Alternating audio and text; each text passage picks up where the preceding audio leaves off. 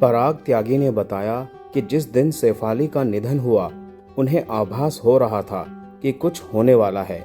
हालांकि उन्होंने ये नहीं सोचा था कि शेफाली के साथ ऐसा हो जाएगा। शेफाली जरीवाला उर्फ कांटा लगा गर्ल का 27 जून को निधन हो गया था। अब उनके पति अभिनेता पराग त्यागी ने उनके और अपने नाम पर एक पॉडकास्ट चैनल शुरू किया है, जिसमें पहला इंटरव्यू उनका ही था।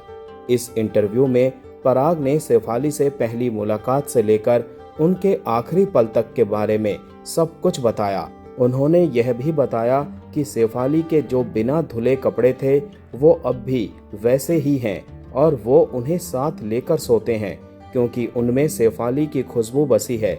इसके अलावा उन्होंने बताया कि एक्ट्रेस के जाने के बाद 2-3 दिन तक उनके नाम के पार्सल आते रहे। उनके इंटरव्यू का छोटा सा क्लिप यूट्यूब पर वायरल हो रहा है, जिसमें वो कह रहे हैं, आप सोचो उनके जाने के 2-3 दिन तक तो उनके नए नए ऑर्डर आए, अमेजन, फ्लिपकार्ट से, सब जगह से।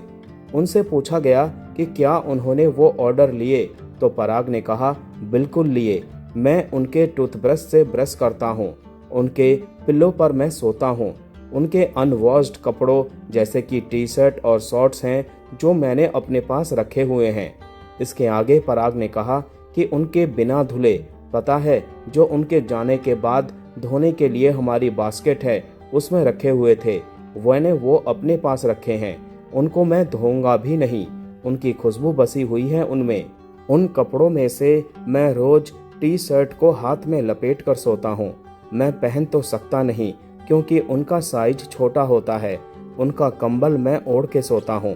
पराग त्यागी ने यह भी बताया कि जिस दिन शेफाली का निधन हुआ, उन्हें आभास हो रहा था कि कुछ होने वाला है। उन्होंने कहा, मुझे लग रहा था कि कुछ होने वाला है। पराग ने कहा कि शेफाली ने उन्हें अपने डॉगी सिम्बा को घुमाने के लिए कहा था क्योंकि उनका हाउस हेल्प राम थक गया था। जब पराग सिम्बा को लेकर वापस आए तो कंपाउंडर ने उन्हें बताया कि शेफाली बेहोश हो गई है और सांस लेने में तकलीफ हो रही है। उन्होंने शेफाली को इलेक्ट्रॉल का पानी देने की कोशिश की और सीपीआर दिया, जिससे उन्हें लगा कि शेफाली की सांस वापस आ गई है। हालांकि बाद में पता चला कि शेफाली की बॉडी पूरी तरह से छोड़ चुकी थी। पराग ने कहा, सांस 1-2 बार आई लेकिन बॉडी पूरी छोड़ चुकी थी, मैं उठा भी नहीं पा रहा था। पराग ने यह भी बताया कि शेफाली की मौत के बाद कई अफवाहें फैलाई गई, जिनमें कहा गया कि शेफाली की मौत एंटी एजिंग दवाइयों के कारण हुई।